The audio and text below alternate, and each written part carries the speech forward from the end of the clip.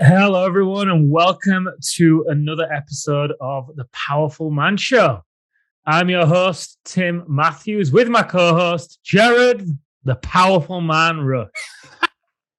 Thank you. Thank you. You're the powerful man. I'm just the powerful apprentice. Well, if you think I'm the powerful man, why don't you ask me how I hurt my head? Yeah, I was just say, what's going on with your face there? What happened? Yeah, so for you guys that are listening on the podcast and can't see the video, I've got maybe an inch of a bit of a cut on my forehead, and then there's an inch gap, and then another little graze beneath it. So I woke up in the middle of the night, right? Maybe 3 a.m., 4 a.m., it's dark. And you wake up, you're tired. You obviously don't want to wake yourself up too much because you want to go back to sleep easily, right? So I'm bursting for the toilet. So get out of bed, and I'm half asleep with my head down. I'm making my way to the toilet, and the bathroom door is always open.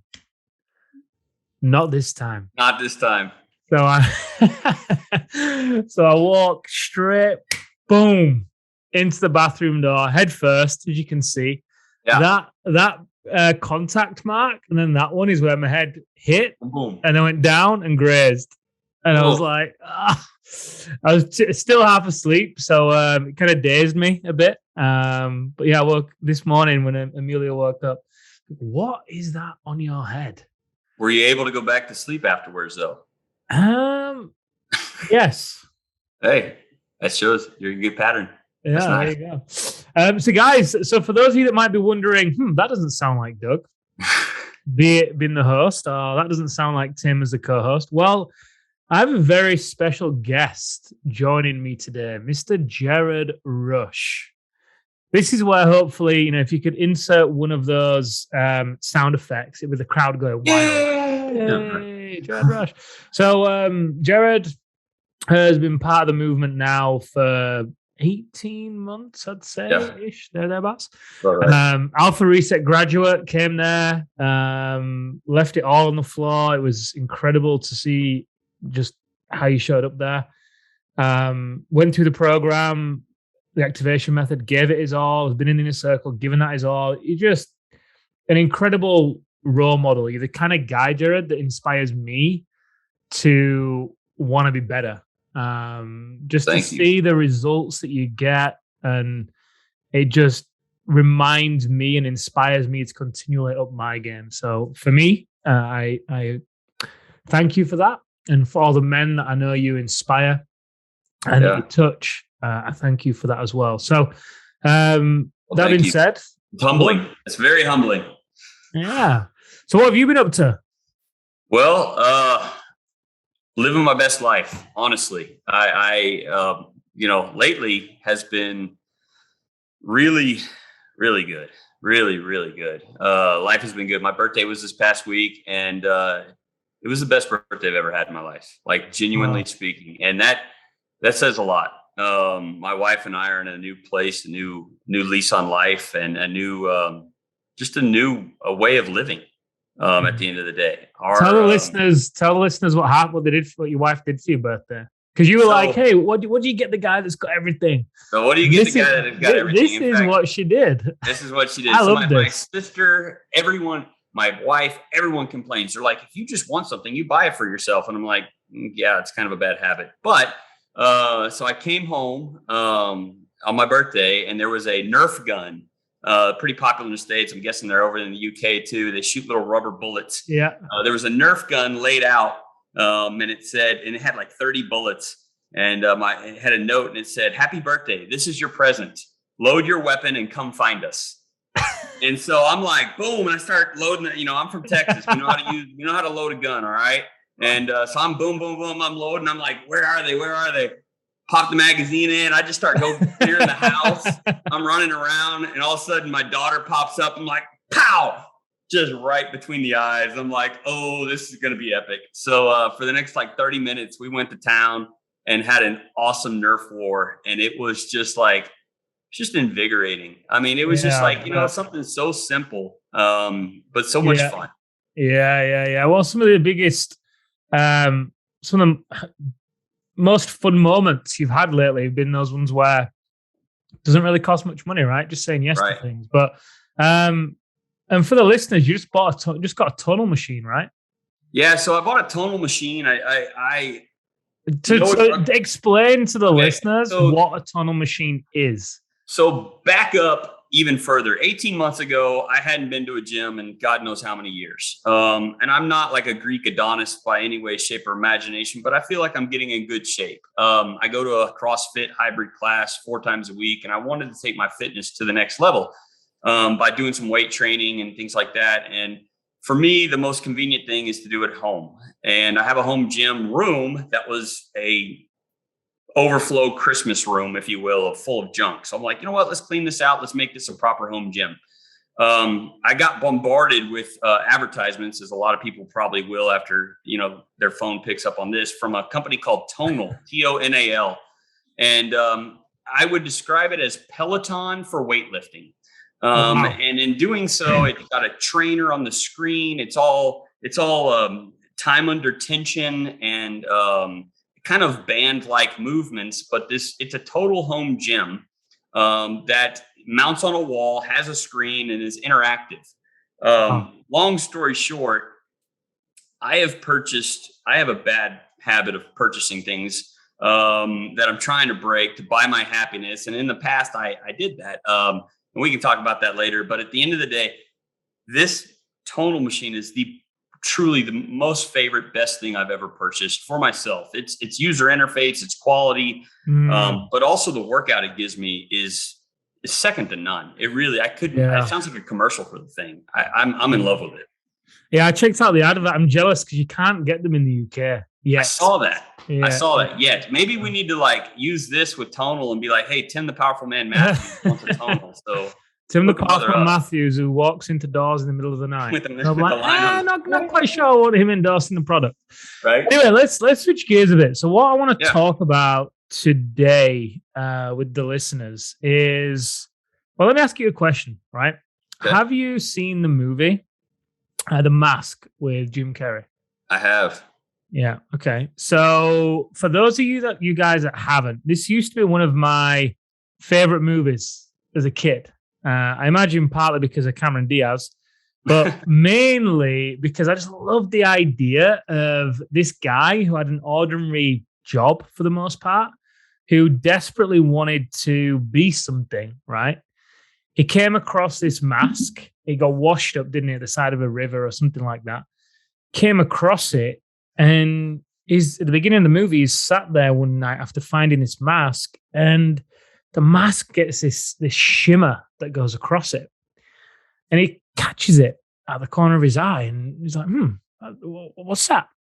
Walks over to the mask, has a look down at it. It's on his little coffee table, and it shimmers again. So he picks the mask up with both hands, and he holds it in front of his face. Now, as he does this, the mask just sucks towards his face, like suction. And he pulls it away real quick, like, whoa, shocked, surprised. And then he got curious. And he's like, okay. And he puts this mask on. And when he does, this mask wraps around his face and changes him. He becomes a different person. He becomes confident. He becomes really unstoppable, in the words of Mr. Doug Hall. And what he then does, he then goes out on an evening wearing this mask, playing this character, being someone he isn't being, but using it for good, right? He does it to, catch bank robbers and to stop other tragedies from happening. But then as the movie goes by, he starts to notice how this mask, he wants to use it almost for bad reasons. He starts to notice the attention he can get when he wears this mask, be it from Cameron Diaz or whoever. And I think this movie is very, very poignant because in my experience, and I'll speak for myself, I know I've had moments like this in my life where I've worn a mask. and I've pretended to be something that I'm not because I've had a similar experience because of the reaction I get from people when I'm wearing this mask and pretending to be something I'm not. So the first thing I want to talk about really is the idea of this and what kind of makes people wear a mask. I mean, let's back up in fact a moment here, Jared. I mean, what comes up for you when we talk about this concept? Have you experienced anything similar? Oh, 100%. When I think of that movie, I think of one line, actually. It's a funny line, but he's like, bring around the loner. I don't know why every time I get a rental car, I think of The Mask, the movie, but the moral of that story, that's an aside. The moral of that story to me, by putting a mask on and it altering your ego, goes back to ego. I think that we all wear some form of mask at some form in our life. And when we're able to take that mask off and just be fully, here I am, this is who I am without my mask, it's actually the most powerful and empowering thing that any one of us can do. I grew up in, if you Google this, the place I grew up is known as the #1 city in America to live. It's called The Woodlands, Texas. It's north of Houston. And it is full of masks. It is full of people who on paper have it all together. And it is full of people who are constantly putting on different masks and buying different things and trying to one up different people in order to make themselves feel significant in a place that is full of over significant people. So for me, taking off the mask has really been able to empower me to say, okay, how have I been living for so long with such a facade on that I'm able to now be myself without it?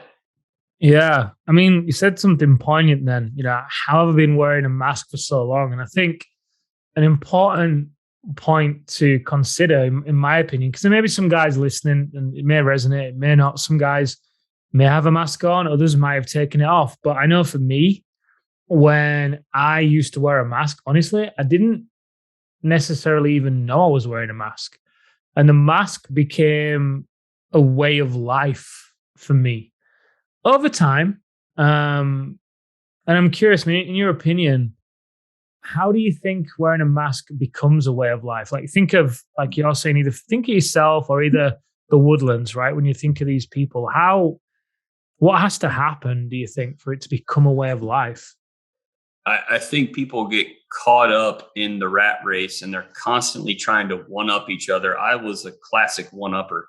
And it puts you in positions in life that you don't want to be in all the time. And I think that by people almost forcing themselves to put a mask on themselves, they're not able to live out possibly their greater, their bigger purpose in life, because they're afraid to take the mask off, because at the end of the day, they've got this facade that they've got to keep up. And I think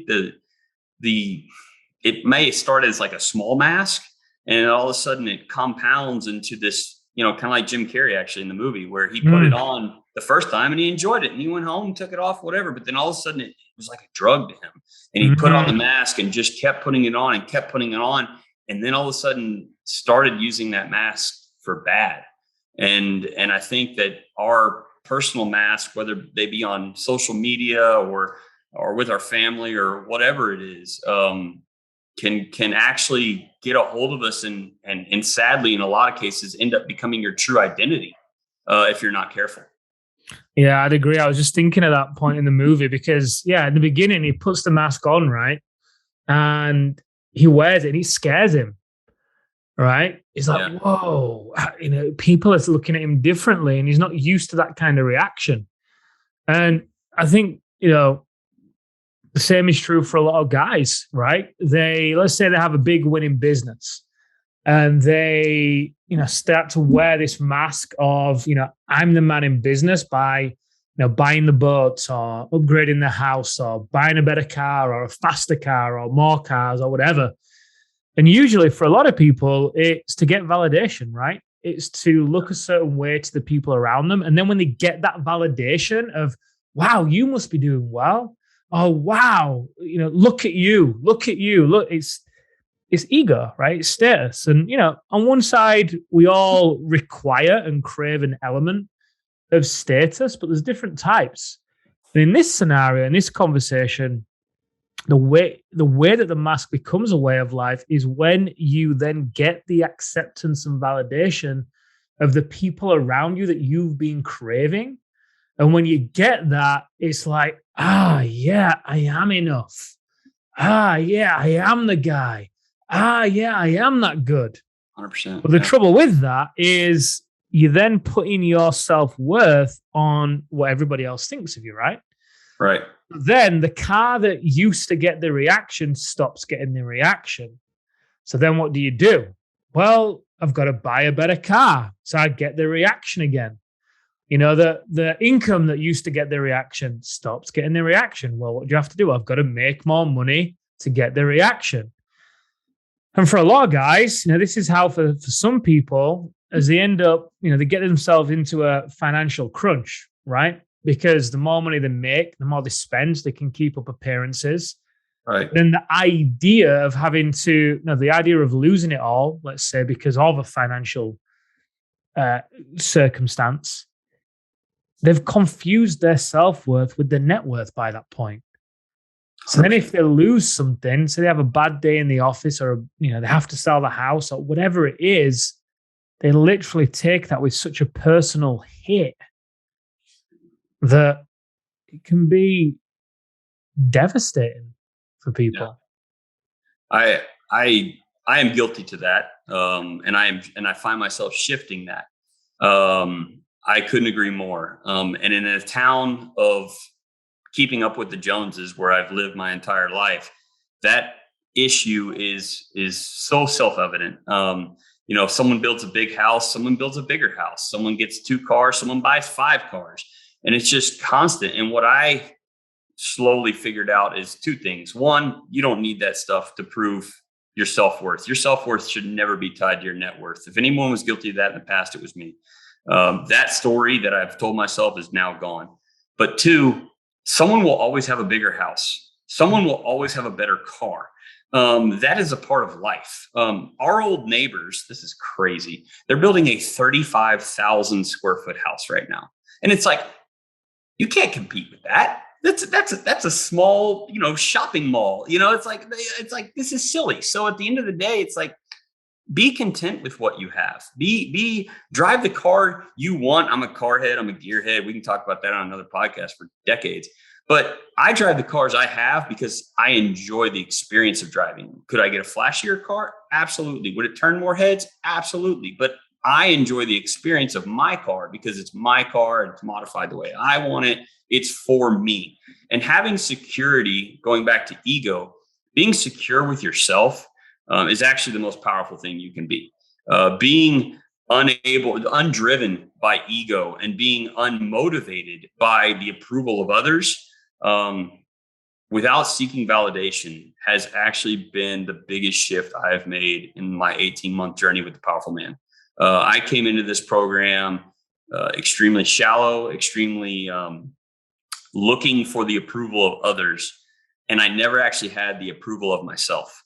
Now I could care less about the approval of others, and I am so content with myself. I believe that I have taken that mask off and actually putting my real mask on, which is just me. And by just being me, I'm able to be a better father, a better husband, a better business leader. And it's so freeing. I'm actually getting goosebumps right now talking about it. Like, it's legitimately, it's the most inspiring thing I've ever done for myself. And it's actually now allowing me to inspire others, which is, is really gratifying. Yeah, what you're doing right now. But might be some people listening to this, right? And saying, yeah, well, that's all good and well. You've done that, but I'm different. It's hard. I can't take this mask off. What will people think of me? And I think before we talk about how to take the mask off, which we're going to do in a minute, and just to go back to the movie ends right with Jim Carrey realizing he doesn't need the mask. Right, he wins the woman, Cameron Diaz, without the mask. Without the mask, turns out to be the mask that starts to push her away before he realizes it. Right. Right. But in the middle of the movie, there comes a time where he really starts to confuse who he really is with who he is when he wears a mask. Right. Okay. And that makes it really hard for a while for him to take it off. And I think there's a lot of parallels as well with the journey that maybe you've been through and a lot of men go through. That they've discovered a mask, they get some validation, it feels good. They wear the mask a little bit more, it feels good again. And I think it becomes addictive. Yeah. They start to rely on, I know I did, you start to rely on the opinions of others, right? And this is where a lot of men who come to us at least end up saying how they have these windfalls in business, yet they still feel like a failure. On the surface, you'd never guess it, right? On the surface, they've got it all together. The car, the house, the vacation, the family, the bank account, everything. But underneath, it doesn't land for them. And usually it's because they have ended up living a bit of a lie. And I think that's where it can become hard for men to take the mask off, because it can become an identity that they've developed, almost like an alter ego that they develop. And it's then over time becomes what people expect of them. Right. They expect them to be the guy that, hey, Jared, the Lamborghini's just been released today. Have you got it? Right. And it's like, yeah, I got it on pre-order. I actually got it yesterday. I got one of the first 5 that were released. Yeah, that's Jared. That's right. Jared, right? And people then start to expect it. And I think that's how it becomes hard to take the mask off.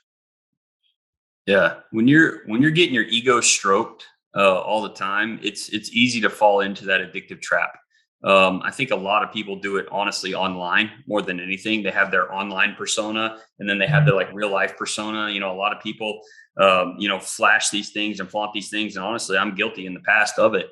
But behind closed doors, it's like, well, no, they're normal like anybody else. I believe that ego is at the center of all that. And when you can get your ego in check and realize that the approval of others isn't what drives you and gets you out of bed in the morning, it's the love for yourself. That's when you can live a really fulfilled, centered, happy, healthy life. Ironically, my 20-year high school reunion is tomorrow. Wow. And I'm not going. And my best friend is, his wife is putting on the whole event. And she's doing a fantastic job with it and everything. And, they reached out, and he actually talked to me about it yesterday. He's like, why aren't you going? And I was like, look, as much as cool as it would be to catch up with everybody there and everything, I was like, I feel it's healthiest for me and where I'm at in my life right now. I don't need the approval of others. I think everyone's going to go there, and I could be wrong. And I'm not judging anybody for doing this, but I think everybody's going to go there, and it's going to be a pissing contest of who's got more and who's more successful and who's got the prettier wife and the family and this and that, and all these shallow things that don't matter at the end of the day. And I'm like, I don't want to put my energy towards that right now. Now, will I go have a one-on-one conversation with anybody that is at that reunion and share them my experience? 100%. I would love to sit down with some of those guys and have those conversations. But to go in a setting where it's only going to be ego driven, to me, it's just wearing the mask. And now that my mask is off, I have nothing to prove. It's like, this is me. This is who I am. These are my struggles. These are my successes. Take it or leave it. I'm just Jared. And that is the most freeing, empowering mindset. And I'm sad, honestly, that it took me 39 years to figure that out, because I've wasted a lot of life in the meantime. However, I feel like I'm just getting started. So, yeah, you're doing great. So let's talk about how you can take this mask off, right? If somebody's listening, yeah, again, let's assume that it's for those guys it's resonating for. They're in this situation like Jim Carrey was, where everybody's loving that version of them, right? They get a lot of accolades, but they're not happy. Just like Jim Carey, who is realizing, hang on a minute, this is becoming quite destructive. This is exhausting for me to put this mask on every night and go out as this guy. I'm waking up in the morning exhausted, pretending to be someone I'm not. So just like Jim Carey, you learn how to leave the mask behind, and you too. What would you say if you were to boil it down to 3 actionable steps the guys can take right now listening to this to take off the mask, or at least start taking the mask off? What would you say? 3 actionable steps. That's a tough one. I know everyone's different, and their journeys are all going to be different. For me, I was at rock bottom when I joined the Powerful Man. So whether it's the Powerful Man or another program that you're getting involved in, obviously Powerful Man works, so I would highly recommend it. But invest in yourself, I would say, is step 1. I think a lot of us men, husband, business leader, fathers, we tend to put all of our energy into others. And for the past 18 months, the first step I took was saying, no, I'm going to put some time, love, effort, money, energy into bettering myself. I think that was step 1. Ironically, I'll just work my way down, the proven pyramid. Health. When I started taking better care of myself, I started wanting to take better care of my health. And those two go hand in hand. Getting involved in some type of health program, eating right. It's a slow marathon, right? You can't just come out of the gate and go, okay, I'm going to eat right and I'm going to work out every day. No, start slow, but get your health right. It also goes into mental health as well. I think a lot of men suffer in silence with depression, anxiety, suicidal tendencies, all those things. And I'll be the first to tell you my stories on those as well. But getting your health, whether it be physically or mentally, in check and putting a plan together in place, to me is probably the most important step of these 3 steps. The third step, man, there's so many. But truthfully, just going all in on whatever path you choose and committing to it, sticking to it, and putting in the work. Sadly, I see a lot of guys in life, or even through this movement, they'll join and they won't go all in. And I'm like, if you're going to put the time and effort and energy into something, go all in, do the work, show up for the calls, not just in general, but just show up in life and be able to just go all in and show up, not just for, not for others, but for yourself. I think that's the biggest part, because a lot of people talk big talk, but when it comes to walking the walk, there's a lot more talkers than there are walkers. So I think that when we can finally be real with ourselves and say, okay, I'm committed to bettering myself, I'm committed to working out, really making a firm commitment to that and holding yourself accountable to that is the third and most important step, accountability. And the brotherhood helps you with that. Great advice. Can I add a couple? Yeah, by all means. I'm the one answering all the questions. Let me ask you some questions. Will you add a couple? I'm just reflecting on what you're saying, and I agree on all of those. And there's little nuances that tend to happen at each of these stages. The first one you said, invest in yourself, say yes to yourself, start pouring energy into yourself. I think that's such a great one. And usually what happens when you realize that you're wearing this mask is, for a lot of the situations in your life can often be full of a lot of, we talk about fuck yes or hell no, right? Right. And when you realize that you've got the mask on, just like Jim Carey did, and it might be a little bit destructive or tiring or exhausting, usually what goes hand in hand with that is a lot of people or places or business projects that are in your life that you don't really want in your life. There's a lot of agreements that you've made, either consciously or unconsciously, with people and with yourself, whereby you're often doing a lot of things that you don't really want to do. Maybe it is like signing up for the release of the Lamborghini, and deep down, you don't want to do it. It's a waste of money, but you're afraid of what people will think if you don't do it, so you do it anyway. Right. And that is the impulse that you get to watch out for and break. You get to start saying yes to yourself instead of no to yourself and yes to everybody else. It's crazy to ever think of yourself as a people pleaser, like the guys that come into the program, these successful businessmen. On paper, you'd never class them as people pleasers. Yet, I think they've all, and I've been there, admitted to being a people pleaser for the most part, hence saying yes to everybody else, no to them. So yeah, you get to break that habit. That's going to help you to start taking the mask off. Investing in your health, 100%. Well, investing in a program is going to help you doing that. I remember I actually did your first ever phone call when you joined the program. I remember. And I remember it. And I remember, you had reached rock bottom, like you said. Yeah. And at that point, you realize, look, I've just got to, Amelia's just like Paddy, and thank you for that. I've just got to do something. I've got to change, right? So you invested in yourself. You started saying yes to yourself. You joined a program, whether it's the Powerful Man or not, right? And then health, hand in hand in that, whether living from the inside out, you're going to do health, second territory, right? I agree with that too. So all of that. And then if I think of your journey, what often happens for you, all of us, in the process of saying yes to ourselves and taking the mask off, it by default means we say no to other people, which often means some clearing conversations get to happen. Now, you may not be at that stage yet because they appear at the right time. Right. Those tend to have a habit of happening when they're supposed to happen. And maybe you're listening and you know exactly what clearing conversations you get to have right now. Maybe you don't. That's fine. I think with the steps you've outlined, Jared, if the listeners choose to do this, like Doug says, at the moment of inspiration, take action.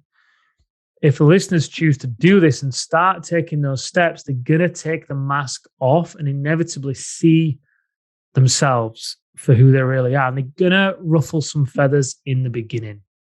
You just are. You're going to upset people in the beginning. You just are, because people are expecting you to be a certain way. So when you don't sign up for the early release of Lamborghini, and it doesn't arrive on your driveway, and your neighbor looks at you and says, "Oh, that's weird, Jared. I thought you'd have the Lamborghini. Oh, why don't you?" Instead of having the urge to feel inadequacy, instead you can be proud that you honored yourself. And that's where having a community of men, be it the Powerful Man or otherwise, you can turn to those guys.